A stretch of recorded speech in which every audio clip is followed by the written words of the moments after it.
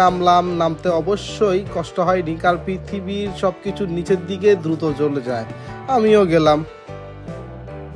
নামতে নামতে মনে মনে ভাবছি এবার নিশ্চয়ই এমন কিছু দেখতে পামু যেটার জন্য এতক্ষণ সিঁড়ি উঠে ফুসফুসের 12টা বাজাইছি। যেতে যেতে দেখি দুই পাশে আবার দোকানও রয়েছে, চকলেট, আচার, শুটকি, ঝিনু, কাঠের জিনিস, কি নেই এখানে। আমার তো মনে হচ্ছিল আমি ঝর্ণা দেখতে আসি নাই, ভুল করে ঈদের মার্কেটে চলে আইছি। এক দোকানের ভাই ডাক দিয়ে বলে, ভাই আচার দেখে যান। আমি বললাম, ভাই আমি আগে ঝর্ণাটা দেখিয়ে আসি, যদি ঝর্ণা ভালো না লাগে ফিরে এসে দুঃখ বলতে 1 কেজি আচার নিয়ে যাব।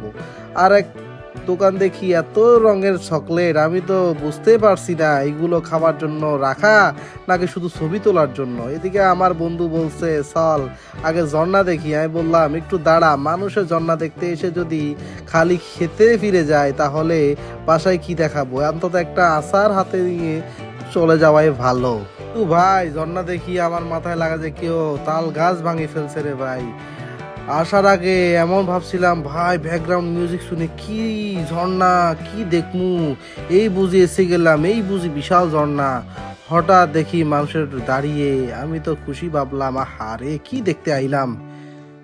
ভাই আর কি কমু, এমন হয়ে গেছে আমি অনলাইনে বিরিয়ানি অর্ডার করি, সাদা পাত পাইছি হাতে। আচ্ছা আমি একটা সিরিয়াস প্রশ্ন করি আপনাদের, এটা কি সেই ঝর্ণা? আমি তো ভাবছিলাম সামনে গিয়ে ওয়াও কমু, কিন্তু গিয়ে দেখি ও আচ্ছা। সত্যি বলতে এতক্ষণ ধরে আমি ঝর্ণা খুঁজছি, ঝর্ণা মনে হয় আমাকে খুঁজে পাইনি। সোশ্যাল মিডিয়া দেখে মনে হয়েছিল এখানে এসে হয়তো ফানির সিটায় শোষণ হইয়া যাইব, কিন্তু বাস্তবে আমি নিজের ফানি বোতল থেকেই বেশি ফানি থেকে। এত ছোট ঝর্ণা দেখে মনে হলো, ভাই এটা ঝর্ণা না, পাহাড়ের ট্যাপটা কেউ পুরোপুরি বন্ধ করতে ভুলে গেছে। তবে আজকের বোন থেকে একটা জিনিস শিখলাম, হিমছড়ি ঝর্ণা দেখতে না পাহাড় আর মেরিন ড্রাইভ দেখতেই আসবেন। এ দুটো এমন সুন্দর যে ঝর্ণার পরেও রাগও বেশিক্ষণ ধরে রাখা যায় না।